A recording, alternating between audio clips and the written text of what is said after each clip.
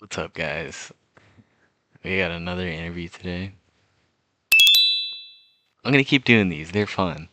Um, Today is with Gavin Hammon. Uh, he's a voice actor, and he's mostly known for playing Kenny in the Telltale games, and also he voiced Beast, Tweedledee, Tweedledum, and the Magic Mirror in The Wolf Among Us. And I think he played one of the main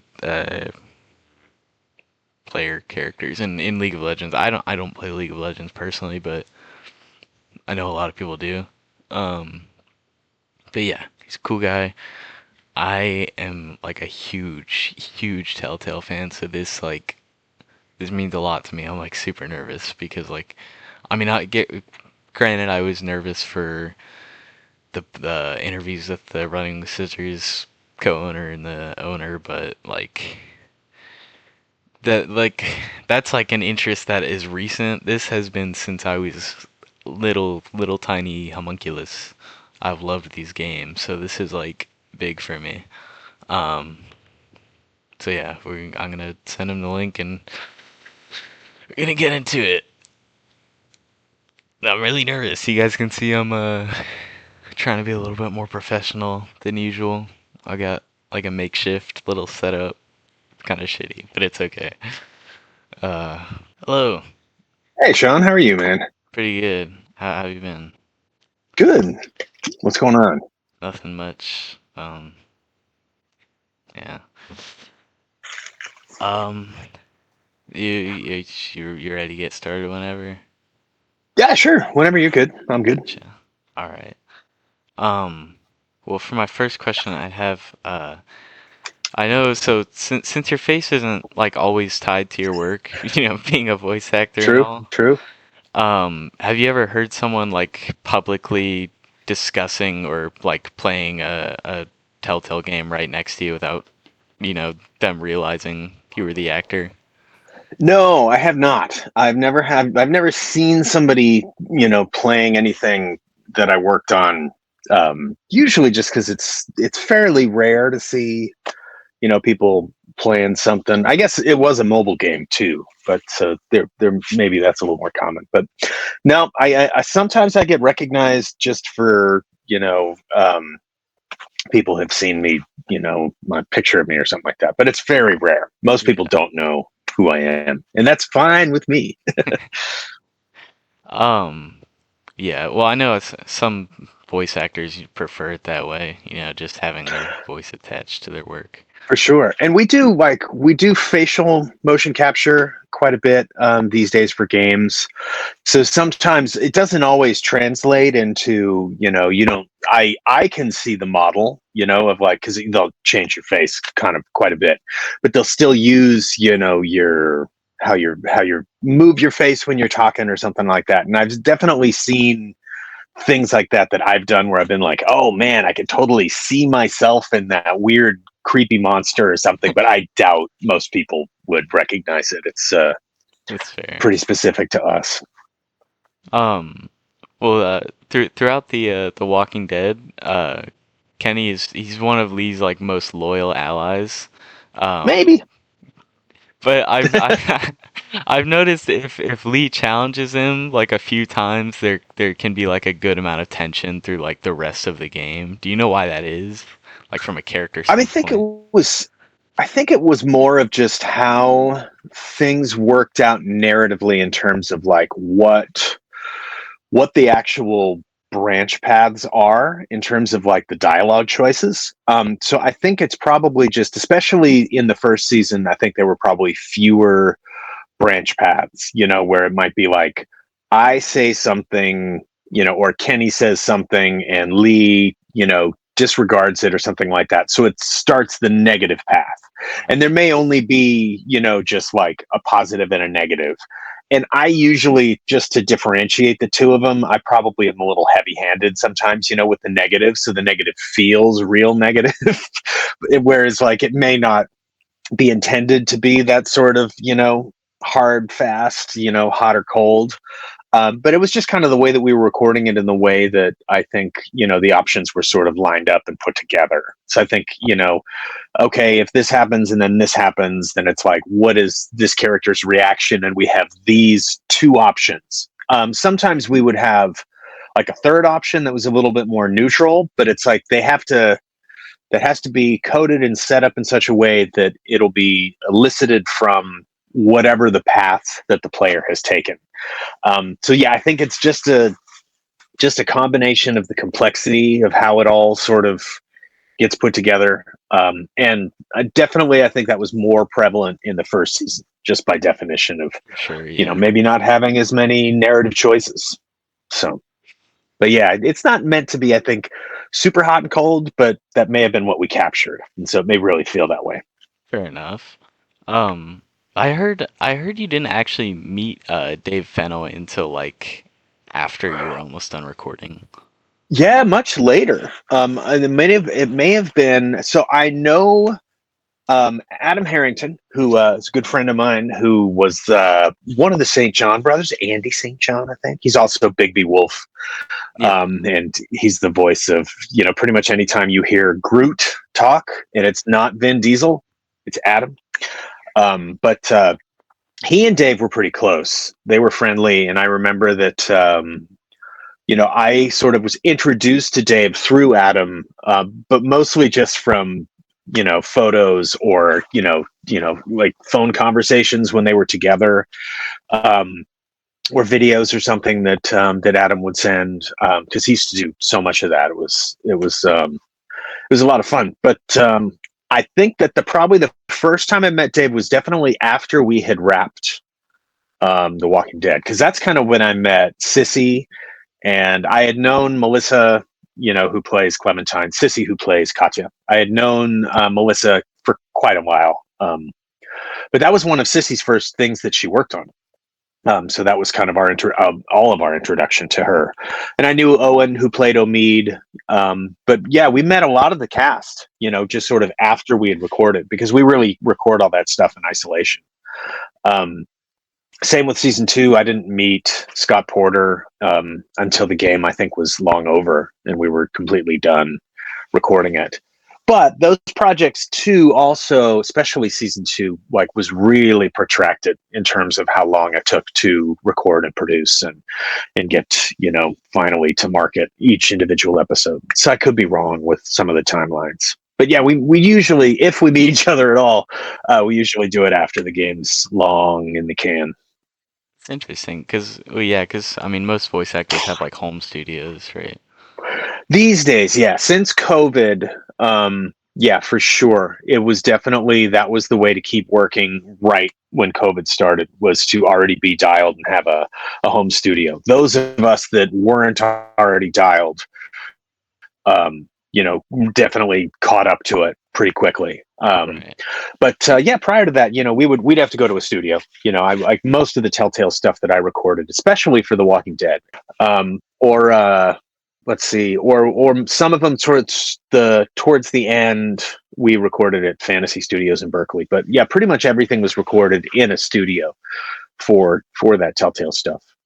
But yeah, since COVID, most everything else that most of us work on, we can do from home. Hopefully, it's opening up more now. It has over the last couple of years, where some studios really only want people in studio instead of from home. But I'm kind of grandfathered into some of that. I still do a lot of work for a lot of very high profile studios and clients from my house, because it sounds good, which I appreciate, because I hate the commuting. I really hated the commuting, to sessions, especially when it was busy. Yeah, so I don't miss that at all. I can imagine that'd be tedious. So in the first season, well, I guess mostly the second season, you and Melissa had played characters that basically had a father and daughter relationship. Hmm. In The Wolf Among Us, it switched to more of like a adult relationship. So was that like polarity ever something you had to grapple with? No, because we're really close friends, and we kind of were prior to either of those games. We probably got a lot closer just from working together. And that's mostly just from like not even working together like in the studio. That's pretty rare to do that, but just from working on the same projects and being, social with each other.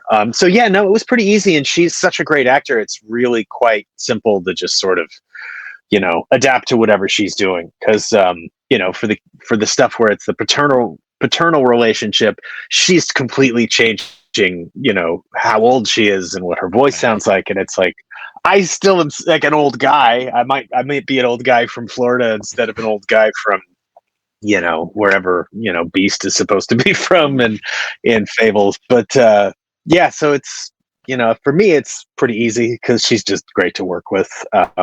Maybe for her it is. She's got to, really sort of have different sort of focus and intentions, But for me, it's piece cake. That's fair. Um, and so speaking of Wolf Among Us, I know you played like multiple characters in the game. Did it Yeah, ever yeah. get confusing, like basically talking to yourself in certain scenes? No, because we generally, it's pretty rare, but it's happened a couple of times where we record all of the voices sort of like wild, as they say, where we're doing the lines, in isolation. That's usually what we do. So I'll read all the lines for D, and then I'll read all the lines for Dumb, and like Dumb, basically D and Dumb were supposed to be the same character, essentially. I might have changed the voice a little bit, made one a little bit, make choices that, skew like slightly higher, or slightly more nasal, or like the other would skew slightly lower, or add a little bit of gravel or something like that. Just to me, I don't want to feel like everything sounds the same. But yeah, with the others, it was pretty straightforward, and it would just be like, today would be a day where we would do beast lines, and then at the end we might do mirror. And there was so much processing on mirror that basically all I have to kind of do is match a tempo and a pitch, and then they just run it through, whatever sort of processing they were doing to kind of make it sound, more magical, I guess. Your impatience is callow. You're needlessly cruel, but have some respect for our history and rules. See, was that so hard? Yeah, I'm about 2 seconds away from kicking a hole in you. There's no need for that. Fine. Of which fable do you wish to know?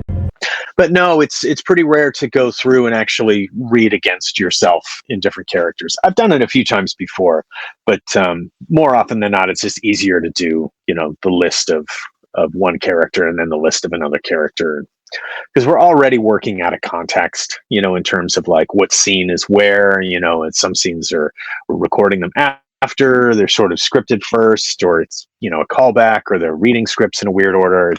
We never really know the flow. So you always just kind of have to either give them options that could cover whatever the flow might be, or we just sort of, have fun kind of messing with the time frame of it. I've heard, yeah, I mean, I've heard a lot of the times voice actors when recording lines have like basically zero final animation to work with. Do you have any Oh yeah. do you have any tips for like grounding yourself? Well, the nice thing about it is that's the job. Almost every aspect of the work is like you really don't know per se what the visuals will be, if there even are visuals, Yeah, if depending on what the work is, or how they'll line up.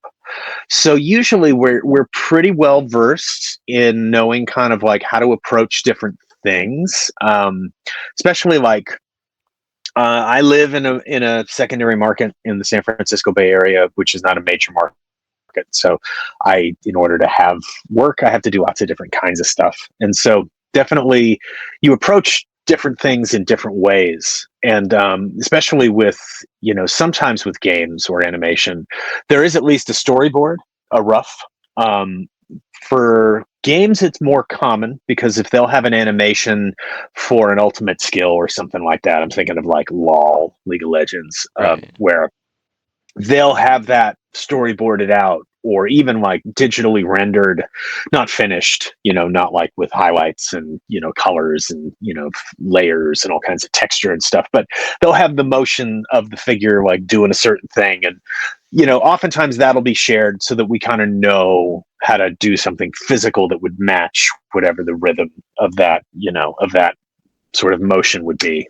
But no, mostly we just kind of have to figure it out. And I think some of the animation then gets, sort of attached to what the performance is like.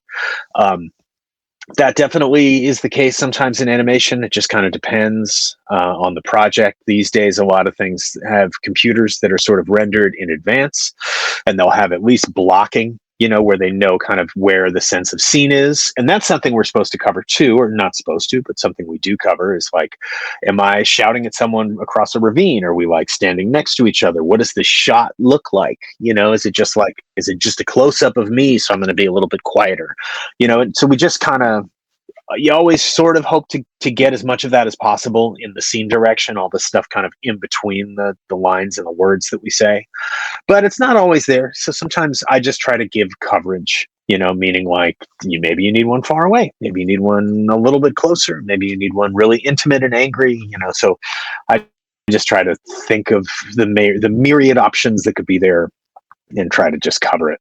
But ideally that's the director who's helping us, kind of asking the developer, hey, so what's the context for this? Like, why does this happen? What does this look like? What does this creature look like? And they'll pull up an image of something and we can kind of use that to, explore different voices. It's such a collaborative process that usually there's several people in your corner, kind of helping to get the performance to make sense for their vision. Good. I mean, speaking of directors, is there any directing tips that you get like a lot that are unhelpful? Oh, I mean, yeah, you always get directing tips that could be more helpful. Is probably the best way to answer that. Yeah, sometimes you get direction where and the only thing I don't generally like I get at least the feedback that I get from directors and from my agents and stuff is how directable I am, how easy I am to kind of sort of manipulate and get to create what they want, and give them sort of the option they're looking for, or to get to where the client would like things to be. The only direction I ever really get that sort of is not irritating, but feels like a little detached is especially if I'm doing sets of 3 and I'm trying to, give them some differentiation.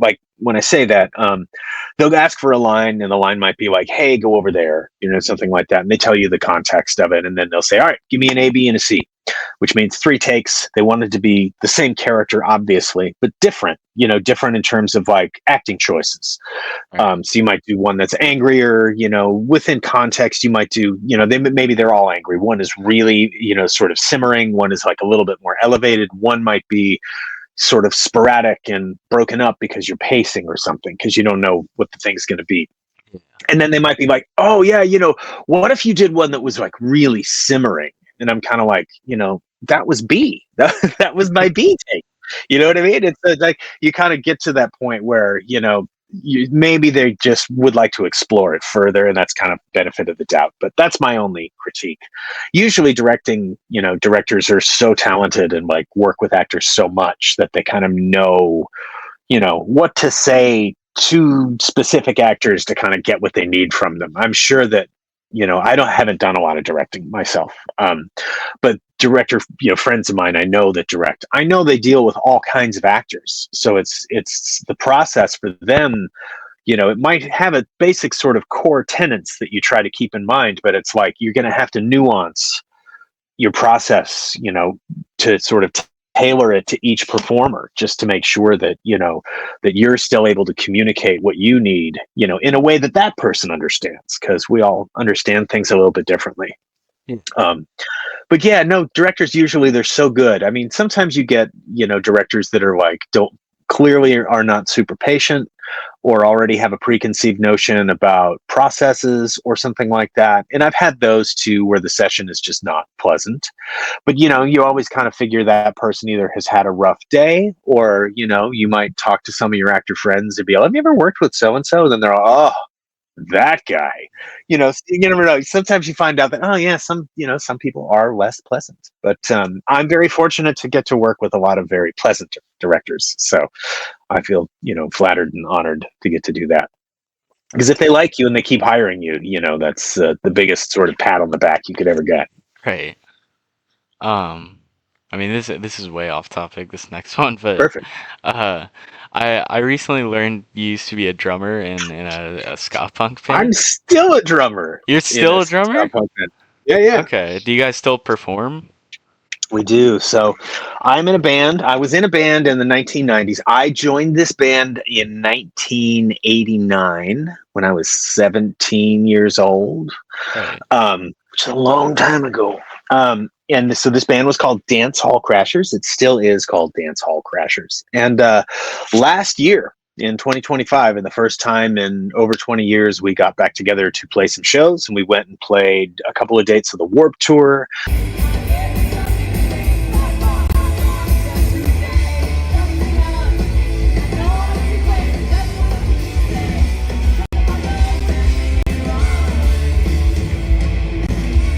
That was kind of the impetus for us to come back. Was Kevin Lyman, who is the Warped Tour. We were on the Warped Tour, I think, the second year in 1996, and then I think we did Europe Warped maybe in 1997 too. Yeah. So he, had always told us this, and he may tell all the bands this, but you're one of my favorite bands. We're doing this is like the 30th anniversary of Warped Tour. Please come and play. And that kind of worked for us, and so we did. And we did a couple dates of Warped Tour. We played Riot Fest, and then we did some of our own shows, just kind of by ourselves. And then we just did some shows earlier in the spring, a couple in New York, in Chicago. We played in Denver, and then in November we're going to go play Air Jam in Japan, which should be crazy. But yeah, we're just doing, I don't know, 5-6 shows or something like that a year. And yeah, it's weird to me because this all feels like a lifetime ago, because I've been doing VO now for 23, 24 years or something. 23 years, 22 years, 20, I don't know, over 20 years. So for me, it's really strange to go back and do some of the band stuff. But it's been a lot of fun. We're having a good time. I mean, I bet. Yeah. I imagine we'll keep going as much as possible. Yeah, and I think you asked a question about Operation Ivy. So this Yeah. band was started by the Tim and Matt and Grant McIntyre was also involved in it as well. Andrew Ty, a couple other people, but yeah, started back then, and like we've always been a rotating lineup of people. I mean, we've had probably 20 different horn players over the years, but it's been the core 5 of us.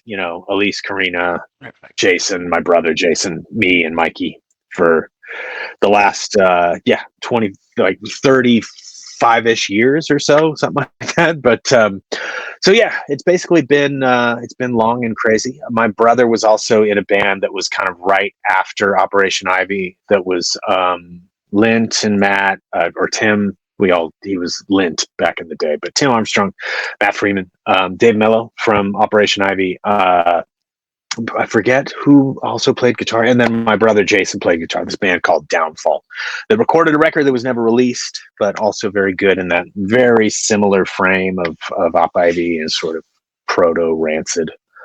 But yeah, I've kind of been slightly ancillarily related to the punk scene in the Bay Super Area. synced. My brother very much related, or very much involved in it, but I was always sort of ancillary. Just his brother that played drums in his bands. I have Energy on vinyl. Yeah, it's a good record. Yeah. I have it on cassette. I still have my cassette around here someplace. That I stretched that thing out so many times driving around in my car with my cassette player back in the day. I might have to go pick up a Dance Hall Crashers vinyl. Yeah, I would say check out the live record's really good. Although if you're looking for vinyl, we just put out our, I think it's Honey I'm Homely, or I'm trying to figure out what we put one of our records out fairly recently. Might have been Lockjaw. We just did a vinyl re-release on one of our records. Our website is the place to find it, and I think that's just dancehallcrashers.com. But yeah, so we did a limited release. That we also have like a live record that's pretty good. That's got you most bang for your buck. But we're on all the streaming services too. If you just wanted to listen to it for free, basically. I'll definitely check it out. I like collecting vinyls. I have like 30. Mm, Which right isn't a on. That's a lot, good but start. It's a yeah. good start. I've only been at it for like a few months. It's a very expensive habit. It is. It didn't used to be. It used to be fairly inexpensive, but Yeah. it's over the years. That's the nice thing about vinyl. Vinyl is kind of always my entire lifetime. Vinyl's been around since obviously way before I was born. But we've always had records in the house. My parents always had them. We never they never really went out of fashion. Although we did, buy our fair share of cassettes and CDs. But it's cool that it's back. It's a great medium to listen to music, Yeah. especially good speakers and a good cartridge. It sounds great. I've got a real cheap record turntable, but I mean, it does the job, so I'm not upset about it. Um, Yeah. is there any like more obscure characters you voiced that you felt had more potential for recognition? I don't know. You never really know what you work on, whether it's going to be good or not, or whether it's going to be well received or not. So you just kind of show up and try to do the job as best you can. For me, anyway, I try to show up and make the job as easy for the client and for the director and for the recordist and for the script supervisor as I possibly can. And then you hope, but it's like it's such a weird kind of catching lightning in a bottle thing for any character that we perform or get to work on, to have it mean anything to anybody. I would be remiss to even sort of ask for that, given what I've been, the sort of gift, the blessing that has been, The Walking Dead and Kenny. People still, send me messages every day that like the character meant a lot to them, that it was like their favorite character, or the performance was so good, or it was so divisive or powerful, or just any feedback on it. Really, even negative feedback. I don't care. Just any sort of reaction that people have to the character just means I did my job. Yeah.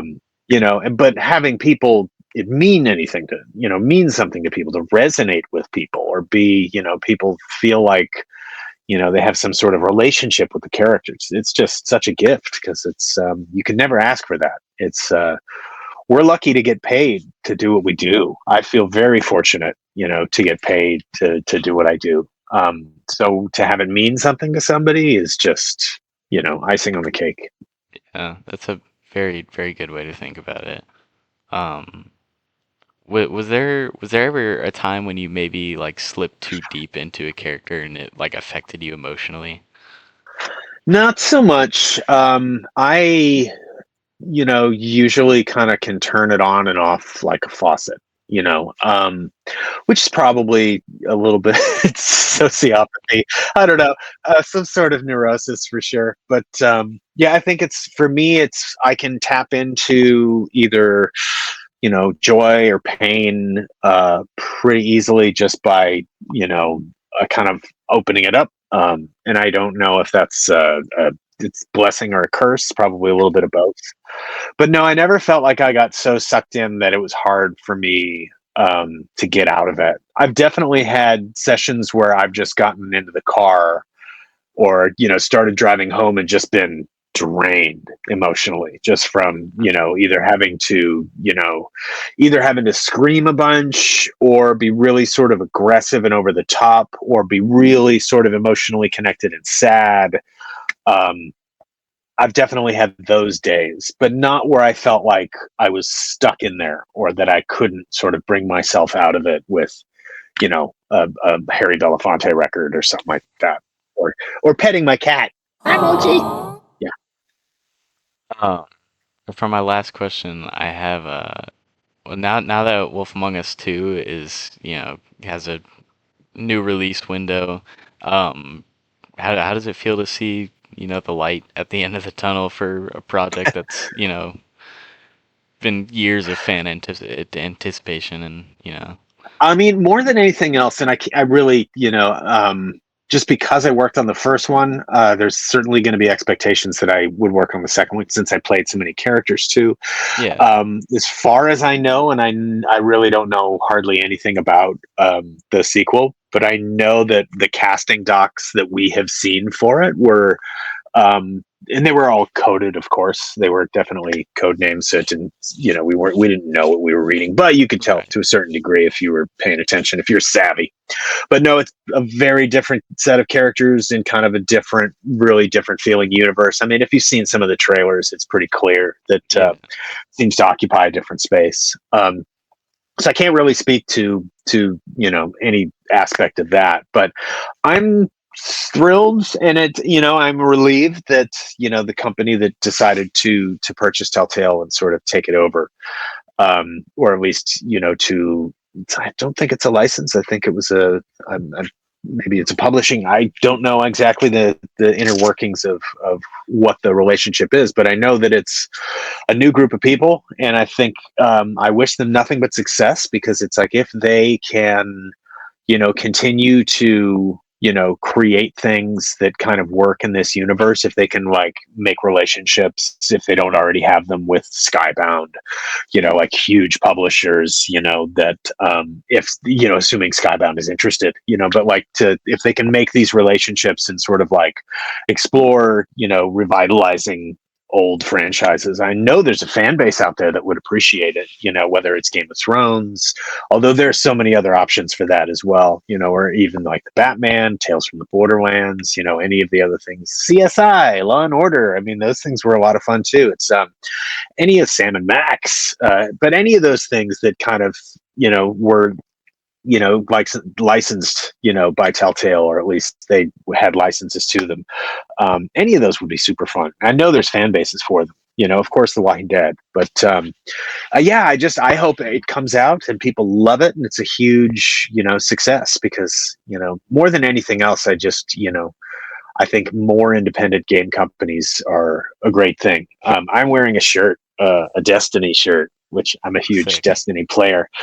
But that's a great example of what, unfortunately, what can happen with huge giant corporate studios just sort of shutting games down.